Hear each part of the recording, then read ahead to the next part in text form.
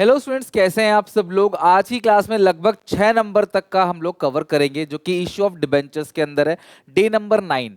इससे पहले के डे 8 तक आपने आई होप सब कुछ अच्छे से बना लिया होगा। मैंने सिर्फ आपको बोला था 10 दिन मेहनत करनी है। मुझे नहीं पता लास्ट 9 डे तक कितने बच्चे वीडियो देख रहे हैं, तो कमेंट सेक्शन में जरूर बताना। बाकी आज मैं जो तुम्हें सिखाने वाला हूँ ना, वो बहुत आसान है और एग्जामिनेशन में आता ही आता है। तो हम आज 2 टॉपिक की बात करेंगे, नहीं 3 टॉपिक की बात करेंगे। सबसे पहला जो टॉपिक है वो है issue of debentures as a collateral security. Company debenture issue करती है लेकिन कोलेट्रल सिक्योरिटी के तौर पे। पूरा कॉन्सेप्ट समझते हैं अच्छे से, देन क्लास हम लोग इसकी क्वेश्चन पे चलेंगे, एंट्रीज वगैरह समझ के। ठीक है, स्टार्ट करते हैं शुरू से। एक कंपनी है जो जाती है क्लास किसी बैंक के पास और उनसे लोन लेती है 10 लाख का। तो बैंक कहती है भाई गिरवी रखो, अगर आप 10 लाख का लोन ले रहे हो। तो हमने बोला जी 10 लाख की हमारी प्रॉपर्टी है, वो गिरवी रख लो और 10 लाख का लोन दे दो। बैंक कहती है नहीं, 10 लाख की प्रॉपर्टी पे 10 लाख का लोन नहीं मिलेगा। अगर आपको 10 लाख का लोन चाहिए तो कम से कम 15 लाख रुपए की प्रॉपर्टी गिरवी रखो। तो हमने कहा जी हमारे पास तो सिर्फ 10 लाख की एक बिल्डिंग है, अब वो गिरवी रख लो और बाकी 5 लाख रुपए के बदले हम अपनी कंपनी के डिबेंचर्स इशू कर रहे हैं। यानी कंपनी डिबेंचर्स को इशू करती है क्लास और लोन लेती है, गिरवी रखती है, मतलब इशू नहीं कर रहे, गिरवी रख रहे हैं। तो ये 2 बातें हैं। सबसे पहला लोन लेने की एंट्री, अगर आप लोन लेते हो तो एंट्री होगी bank account debit to bank loan account. और डिबेंचर को हम गिरवी रखते हैं, अगर हमने लोन की पेमेंट नहीं करी तो ये डिबेंचर कंपनी बैंक रख लेगी अपने पास और हमें हर साल उनको डिबेंचर्स पे इंटरेस्ट देना पड़ेगा। Issue of debenture as a collateral security पे किसी प्रकार का कोई भी इंटरेस्ट कंपनी नहीं पे करती, क्योंकि ये डिबेंचर्स उनको दिया नहीं है, सिर्फ गिरवी रखा हुआ है। और उसकी एंट्री होती है debenture suspense account debit 2% debenture. ध्यान समझना, डिबेंचर सस्पेंस को डेबिट करते हैं बिकॉज ये डिबेंचर अभी पता नहीं किसके हैं, क्योंकि गिरवी रख रखा है। अगर हमने पेमेंट नहीं करी तो ये डिबेंचर बैंक के, और पेमेंट कर दी तो हमारे। Debenture suspense account debit 2% debenture. तो इस पूरे टॉपिक में बस 2 ही एंट्री करनी होती है। पहली लोन लेने की entry bank account debit to bank loan account, और दूसरी डिबेंचर को गिरवी रखने की entry debenture suspense account debit to percentage debentures account. ठीक है, अच्छा। अब इसको हम लोग बैलेंस शीट में प्रेजेंट भी करके देखते हैं कि इसको बैलेंस शीट में कहां कहां दिखाते हैं। तो ये हो गया क्लास आपका एक second, extract of balance sheet. ये हमने क्लास पूरी की पूरी एक बैलेंस शीट बना दी। पूरी बैलेंस शीट नहीं है, सिर्फ एक्सट्रैक्ट है। ये जो 4 चीजें हैं ना, पहला है क्लास बैंक, दूसरा है बैंक लोन, तीसरा है डिबेंचर सस्पेंस और चौथा है परसेंटेज डिबेंचर। इन चारों चीजों को हमें बैलेंस शीट के अंदर शो करना है। तो देखो क्लास इसको बैलेंस शीट के अंदर कैसे दिखाएंगे। ये रहा class extract of balance sheet. ये है इक्विटी एंड लायबिलिटी साइड, इसके अंदर आता है शेयर होल्डर फंड, फिर नॉन करेंट लायबिलिटी, और एक तीसरी भी चीज आती है इसके अंदर जो कि होता है करंट लायबिलिटी। फिर आता है सेकंड चीज पे एसेट, और एसेट्स के अंदर आता है नॉन करंट एसेट्स और करंट एसेट। ठीक है, तो ये होगी क्लास पूरी की पूरी बैलेंस शीट। अब हमें इसके अंदर जाकर एक एक चीज को लिखना है। तो कैसे लिखेंगे ध्यान समझना। सबसे पहला जो अमाउंट है बैंक और बैंक लोन, तो बैंक जो है वो करंट एसेट के अंदर आएगा, बैंक बैलेंस यहाँ आ जाएगा। और जो बैंक लोन है, जो बैंक लोन है और जो डिबेंचर सस्पेंस है और परसेंटेज डिबेंचर, ये तीनों चीजें क्लास कहाँ पे आता है, ये तीनों चीजें आएगा नॉन करेंट लायबिलिटी हेड के अंदर। सब हेड है लॉन्ग टर्म बोरोइंग। तो हम नोट बनाते हैं नोट्स टू अकाउंट्स। पहला नोट है लॉन्ग टर्म बोरोइंग्स के अंदर। तो लॉन्ग टर्म बोरोइंग्स में 2 चीजें आएंगी। सबसे पहला लॉन्ग टर्म लोन्स, जो भी आपने लोन लिया हुआ है। दूसरा परसेंटेज डिबेंचर, जो आपने डिबेंचर्स लिखा है ना वो, और उसी से माइनस करेंगे डिबेंचर सस्पेंस। सच कहूं ना, ये दोनों फिगर बराबर होता है देखो आप I am sorry, debenture suspense अगर 100 का है, परसेंट डिबेंचर 100 का होगा, ये दोनों आपस में कैंसिल हो जाते हैं। ठीक है, ये देखो डिबेंचर्स और डिबेंचर सस्पेंस वो आपस में कैंसिल हो जाएगा। अल्टीमेटली लोन वाला अमाउंट ही यहाँ पे आएगा और ये क्लास उठ के चला जाएगा बैलेंस शीट के अंदर। ये रहा लॉन्ग टर्म बोरोइंग्स के अंदर। मैं रिपीट कर रहा हूं, ध्यान सुनो। लोन लेने की entry bank to bank loan, debentures को गिरवी रखने की entry debenture suspense to percent debenture, ये होगी जनरल एंट्री। इसका extract of balance sheet, balance sheet में कहां दिखाओगे आप इसको, बैंक लोन सॉरी जो बैंक बैलेंस है वो करंट एसेट है कैश एंड कैश इक्विवेलेंट में, bank loan non current liability के अंदर आएगा लॉन्ग टर्म बोरोइंग्स में, ये डिबेंचर सस्पेंस और पर्सनल डिबेंचर ये भी लॉन्ग टर्म बोरोइंग्स के अंदर आएगा, नॉन करेंट लायबिलिटी के अंदर। तो ये दोनों ऐड होंगे, बैंक लोन और डिबेंचर्स, और जो सस्पेंस है ना वो माइनस हो जाएगा। मैं दिखाता हूं, ये रहा, मैं आपको दिखाता हूं क्लास, ये रहा, लॉन्ग टर्म लोन हो गया, डिबेंचर्स हो गया, और इसमें से लेस करेंगे डिबेंचर सस्पेंस, तो ये जो क्लास फिगर आएगा ये तो कट जाएगा हमेशा, सिर्फ फॉर्मेलिटी है, दिखाने के लिए। अल्टीमेटली लोन का अमाउंट जो है वो आपके बैलेंस शीट के अंदर जाएगा, लॉन्ग टर्म बोरोइंग्स के अंदर, नॉन करेंट लायबिलिटी में, राइट। तो दोनों चीजें क्लियर होगी सर, एंट्री क्लियर होगी, bank to bank loan, debenture suspense to person debenture, debenture और लोन दोनों लॉन्ग टर्म बोरोइंग्स के अंदर आएगा, लेकिन डिबेंचर सस्पेंस वो डिबेंचर से माइनस हो जाएगा, कट के जीरो, क्योंकि वो डेबिट बैलेंस होता है, पर्सनल डिबेंचर का क्रेडिट बैलेंस होता है। इसके अलावा क्लास इसको बैलेंस शीट में दिखाना भी आपने पूरा का पूरा देख लिया। लेकिन कई बार क्या होता है, क्वेश्चन दो ऑप्शन देता है। पहला, company wants to record the issue of debenture as collateral security। ये जो issue of debenture as a collateral security है ना, कंपनी इसको रिकॉर्ड करना चाहती है। Issue of debenture as a collateral security को कंपनी रिकॉर्ड करना चाहती है। और दूसरा हो सकता है class, company do not want to record the issue of debenture as a collateral security. Company class issue of debenture as a collateral security को रिकॉर्ड नहीं करना चाहती। दो ऑप्शन है, या तो रिकॉर्ड करना चाहती है या रिकॉर्ड नहीं करना चाहती। बहुत सिंपल है, रिकॉर्ड नहीं करना चाहती तो आप ये एंट्री भी पास नहीं करोगे, और यहाँ पर क्लास ये आप दिखाओगे भी नहीं, ये चीज दिखाओगे भी नहीं।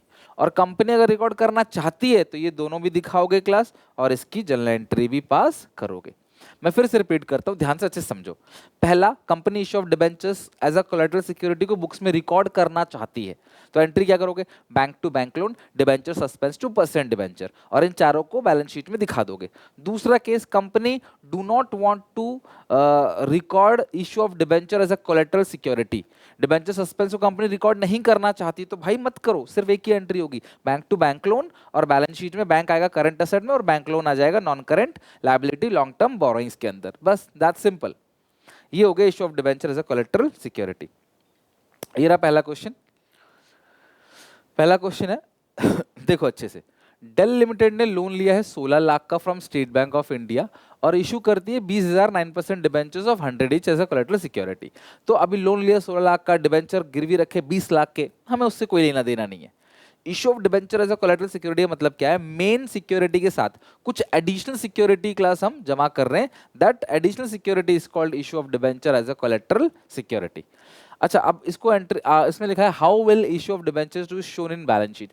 बैलेंस शीट में कैसे दिखाओगे, when journal entry is not passed, जब जर्नल एंट्री पास नहीं होगी और जर्नल एंट्री पास होगी तब। तो पहले केस में क्लास जब जर्नल एंट्री पास नहीं होगी तो आप क्या करोगे, ध्यान से देखो। अगर जर्नल एंट्री पास नहीं होती ना तो ये रही क्लास बैलेंस शीट, इसमें सब कुछ बिल्कुल सेम रहेगा। नोट्स टू अकाउंट्स के अंदर अगर जर्नल एंट्री पास नहीं किया आपने, ठीक है, जर्नल एंट्री पास नहीं की, नॉट पास, तो ये आएगा ही नहीं। आपने जर्नल एंट्री पास नहीं की ना तो ये नहीं आएगा।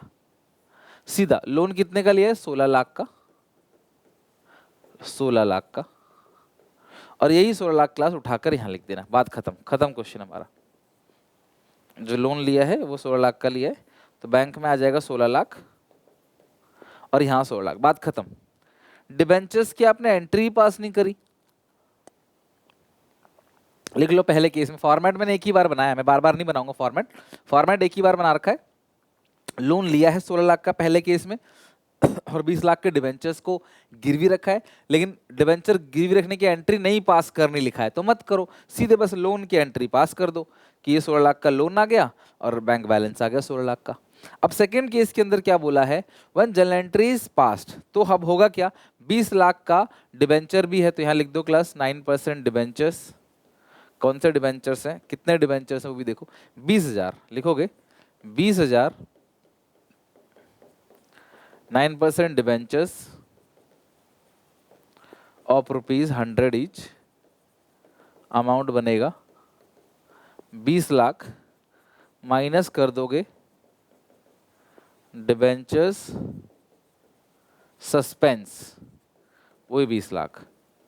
मतलब सिर्फ एक प्रेजेंटेशन है, आंसर तो जीरो ही आना है, सिर्फ एक प्रेजेंटेशन है। नहीं कर रहे थे तो ये लिखा नहीं था, इसको रिकॉर्ड कर रहे हैं तो ये लिखा है बस। फिगर तो उस पे 16 लाख पहले भी था, 16 लाख अभी भी है, तो ये बहुत ऐसी चीज है जिसमें कोई खास चेंजेस एग्जामिनर कर नहीं सकता। सिंपल सा क्वेश्चन है, आपको issue of debentures as a collateral security को रिकॉर्ड करना है या नहीं करना। लोन लेने की एंट्री तो पक्का होगी, रिकॉर्ड करना है तो दिखा दो, नहीं तो मत दिखाओ। एंट्री पे मतलब फिगर पे कोई फर्क नहीं पड़ेगा, बैलेंस शीट की वो सेम रहेगा, ठीक है। और जनरली लोग बैंक बैलेंस दिखाते नहीं, क्योंकि वो यही चीज दिखाते हैं बस, ये जो नोट नंबर 1 है ना, यही इंपॉर्टेंट है, यही दिखाना होता है। अगर आप दिखा भी दोगे तो ठीक है, नहीं दिखाओगे तो भी चलेगा। अब दूसरा, ये पहली चीज क्लियर हो गई, issue of debenture as a collateral security वाला टॉपिक क्लियर हो गया। अब नेक्स्ट टॉपिक है, कंपनी इशू की एंट्री पास करती है। तो मैं नॉर्मली बात करता हूं, डिबेंचर्स को पार पे, प्रीमियम पे और डिस्काउंट तीनों पर इशू किया जा सकता है। मैं मानता हूं एक ही इंस्टॉलमेंट है एप्लीकेशन। तो डिबेंचर्स को इशू करने की जो एंट्री होगी पार पे, वो क्या होगी, bank to debenture application to percentage debenture. Debentures को इशू करने की जो एंट्री पास होगी वो क्या होगी, बैंक टू डिबेंचर एप्लीकेशन और debenture application to percentage debenture. और प्रीमियम पर इशू करने की जो एंट्री होगी वो क्या होगी, bank to debenture application to percent debenture, साथ में नीचे आ जाएगा securities premium. Bank to debenture application to percentage debenture, premium है तो क्रेडिट हो जाएगा। और अगर डिस्काउंट है तो bank to debenture application debit, discount on issue of debenture account debit to percent debenture, तो प्रीमियम क्रेडिट, डिस्काउंट डेबिट। तो इस तरीके से कंपनी डिबेंचर्स को पार पे भी इशू कर सकती है, प्रीमियम पे भी इशू कर सकती है और डिस्काउंट पर भी इशू कर सकती है। और ये 100% आएगा ही आएगा, जो मैं तुम्हें अब करा रहा हूं, ठीक है। अगर कंपनी ने डिबेंचर्स को, ध्यान समझना बच्चे, अगर कंपनी ने डिबेंचर्स को इशू किया है तो ऑब्वियसली 4 से 5 साल, 10 साल, जो भी एक फिक्स टाइम होगा, उसके बाद उनके पैसे को लौटाना भी है। उसको हम लोग नाम देते हैं रिडम्पशन ऑफ डिबेंचर। जब डिबेंचर होल्डर्स को उनका पैसा लौटा दिया जाता है, उसको हम लोग बोलते हैं रिडम्पशन ऑफ डिबेंचर। और कंपनी रिडीम पार पे भी कर सकती है और प्रीमियम पे भी, दो ही केस है। जब कंपनी डिबेंचर्स को रिडीम करेगी ना, तो वो पार पे भी रिडीम कर सकती है और प्लस प्रीमियम पर भी। अगर पार पे रिडीम करा तो इशू की एंट्री में कोई बदलाव नहीं आएगा, इशू की एंट्री जैसा कर रहे थे वैसा ही करोगे। मेरी लाइन ध्यान से सुनना, हो सके कमेंट्स में लिखना, कॉपी पे लिखना, हैंड्स पे लिखना, जहां भी लिखना एक बार लिख लेना, आप कभी भूलोगे नहीं।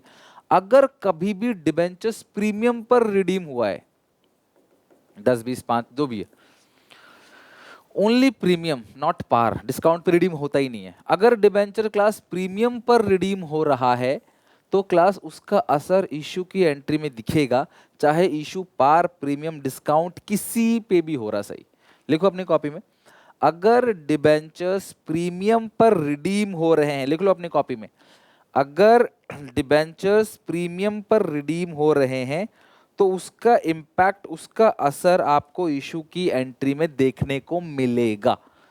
इसीलिए बच्चे कई बार बोलते हैं सर हम, हमारे सिलेबस में रिडम्पशन ऑफ डिबेंचर तो है नहीं।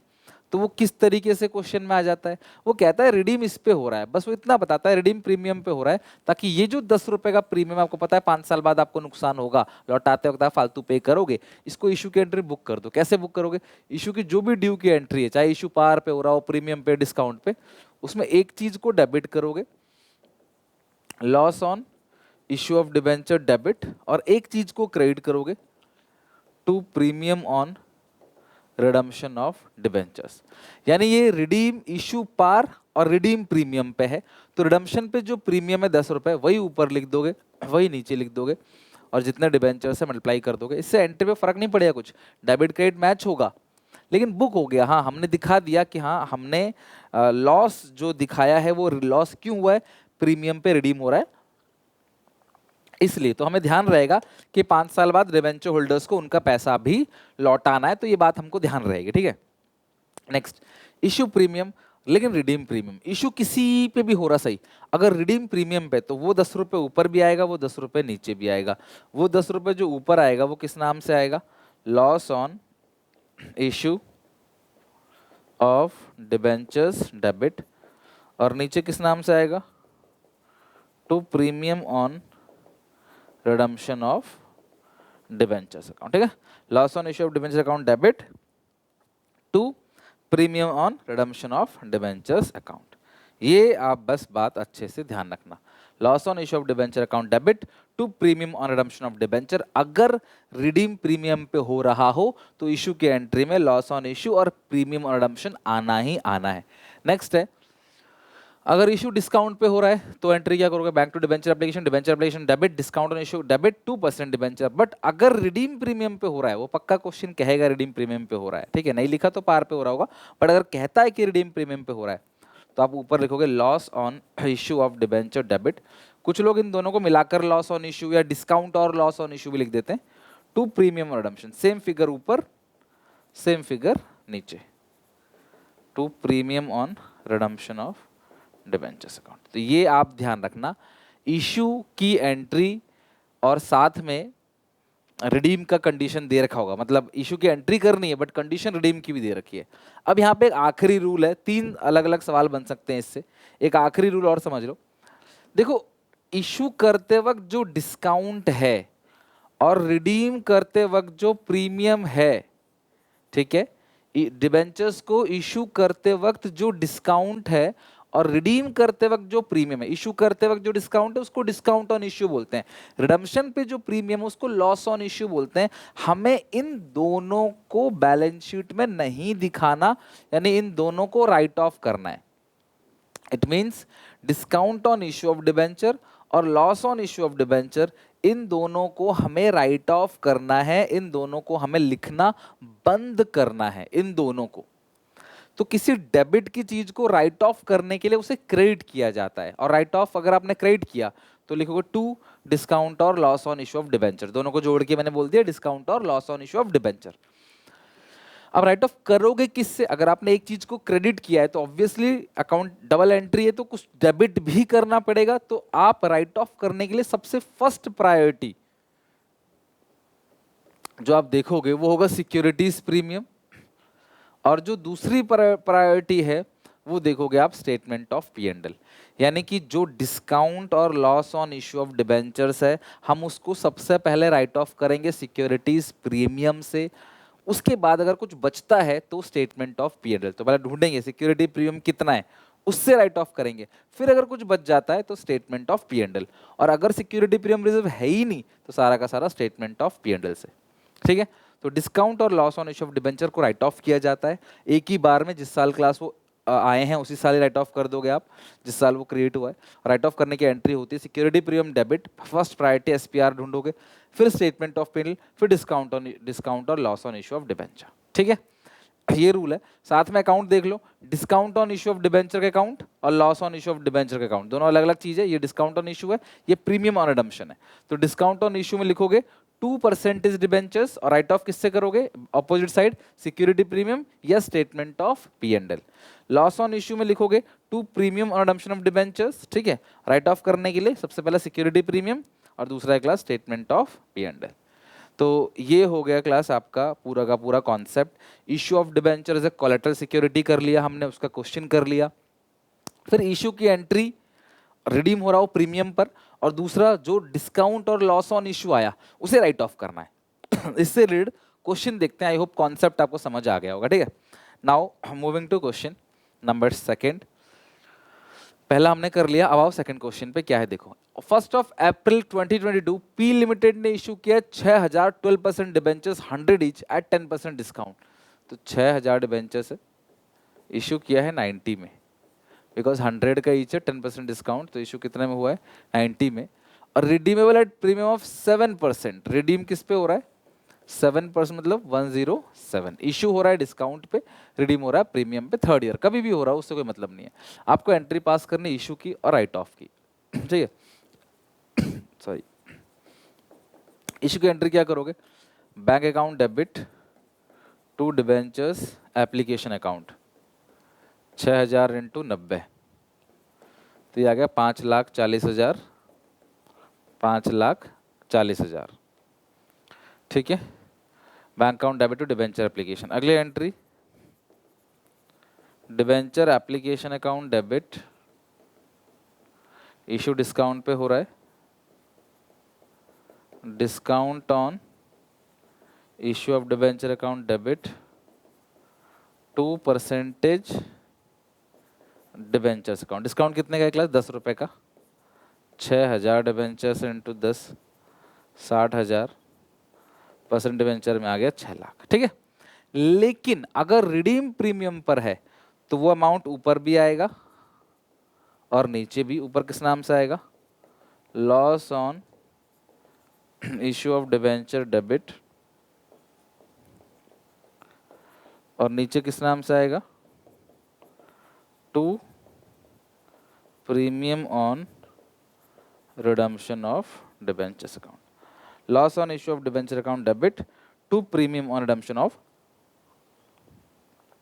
Debentures account. ठीक है, अब ये जो दोनों आया है डिस्काउंट और लॉस, हमारे पास कहीं भी सिक्योरिटी प्रीमियम नहीं है, ये सिक्योरिटीज प्रीमियम नहीं है, बिल्कुल अलग है ये चीज। ठीक है, तुम सारा का सारा राइट ऑफ किससे करोगे, statement of P and L account debit to discount और loss on issue of debentures account. तो कितना है क्लास ये, 60/40 102, तो पूरा का पूरा 1,02,000 रुपये आपने राइट ऑफ कर दिया। अगर आप अलग अलग करके राइट ऑफ करते, दो एंट्री करके, तो भी ठीक था, बट करना मत, तो एक ही बार में कर दो राइट ऑफ। इन दोनों को आप एक साथ, दोनों स्टेटमेंट ऑफ पी&एल से ही दोनों राइट ऑफ होगा, बिकॉज यहाँ पे सिक्योरिटी प्रीमियम है ही नहीं हमारे पास।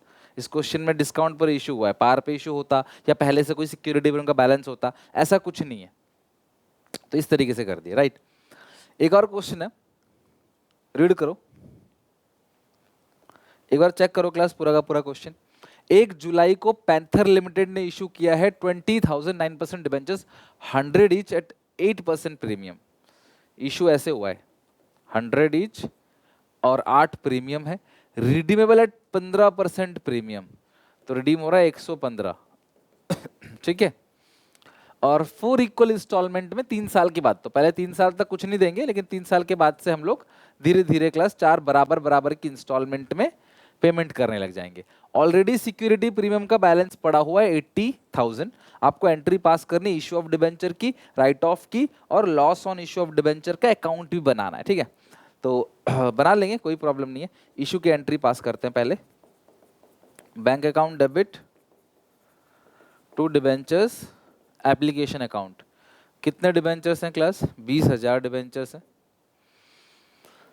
इशू हुआ 108 में, तो कितना क्लास बनेगा, 108 216, 108 इंटू 20,000, 20,000 इंटू 108, ये बनेगा 2 लाख नहीं 21,60,000।